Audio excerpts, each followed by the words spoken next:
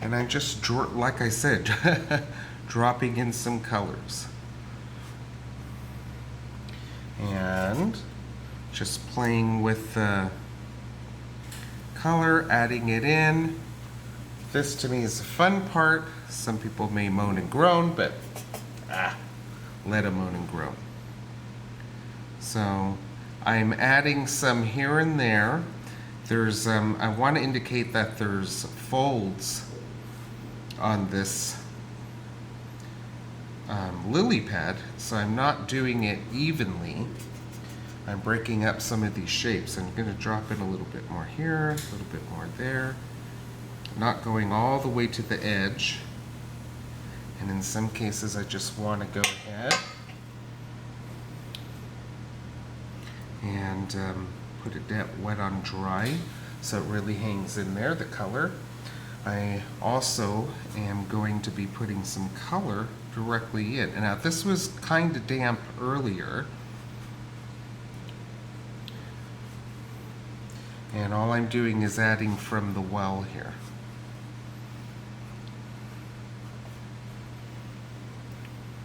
With my number 12. Just adding it from the low Cornell. It's an ultra round, and I love these. They have a wonderful point. They hold a lot, and you could just keep moving. Okay, before I move to the other side of the petal, I want to drop in some more color. And that's what I'm doing.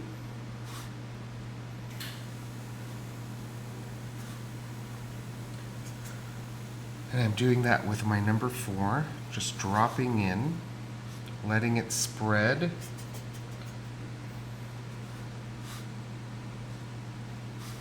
Here and there. I did some circles before with the phthalo blue, which it's hard to see, but I can see it because I'm right on this little puppy anyway, right on top of it. And this is the center line, so I want to indicate that there's a little line here, and going ahead and getting it a little bit darker. And down in here, I think I'll drop in some more color. The trick to watercolor is getting really familiar and used to the water to ratio, water and color ratio, so that as you're adding it, it doesn't spread too much, or you get control of it. But that you get by just playing and practicing and painting. The more you do, the more you can do.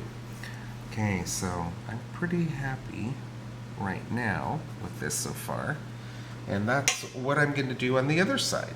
So I'm going to go ahead and put down my greens.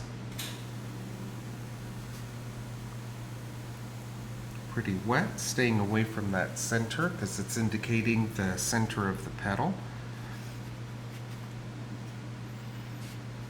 Get rid of it, some of that yellow tint and blue tint, and kind of mellow it out with this Hooker's green. So I'm just going to go ahead, come out.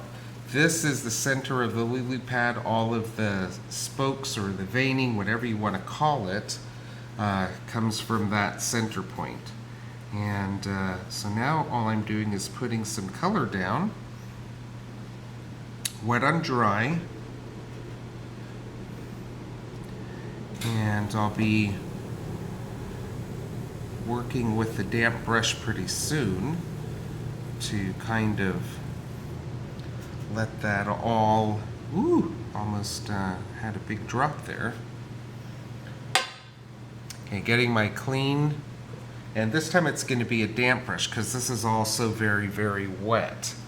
And what I'm going to do is just join those. So the color, and I'll leave a few dry spaces because that adds a little bit of texture. And just dip in water, wipe off, dip in water, and keep going. Now that this is all really nice and wet, I can just go ahead and drop in some color where it needs some color. I don't like usually working this wet because this is totally saturated up here.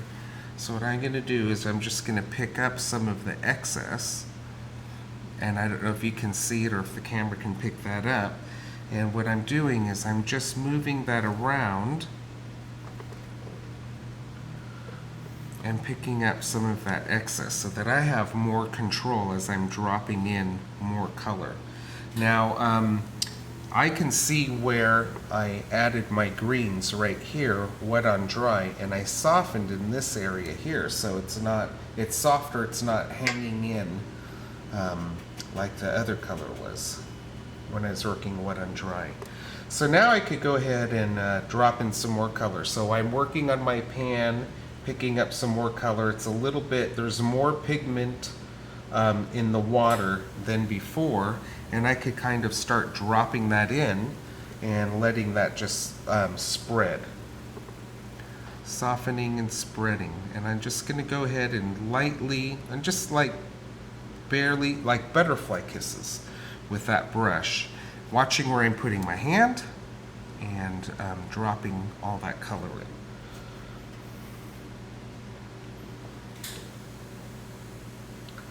And sometimes I just want to do a stroke like that, lightly.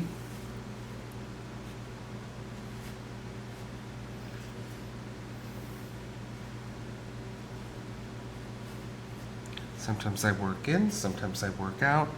If I get those little explosions, they look like palm trees or firecrackers.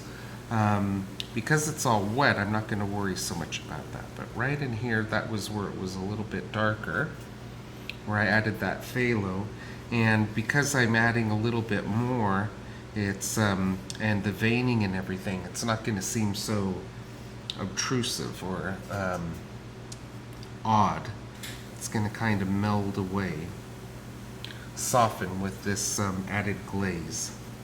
And right in here, I'm getting a little bit darker.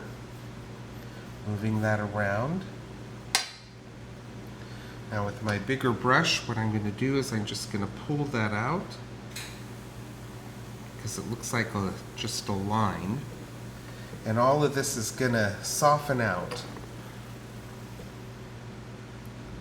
I can help it a little bit if it needs it. And sometimes we all need a little bit of help.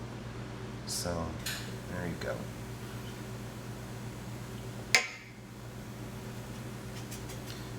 Getting it a little bit wetter this time with my littler brush.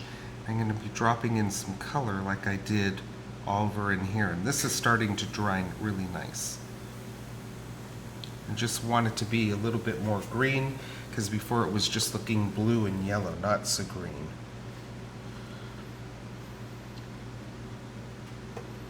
Now get really wet. Drop that in so it can move. And over here, I'm going to drop in, if it will drop,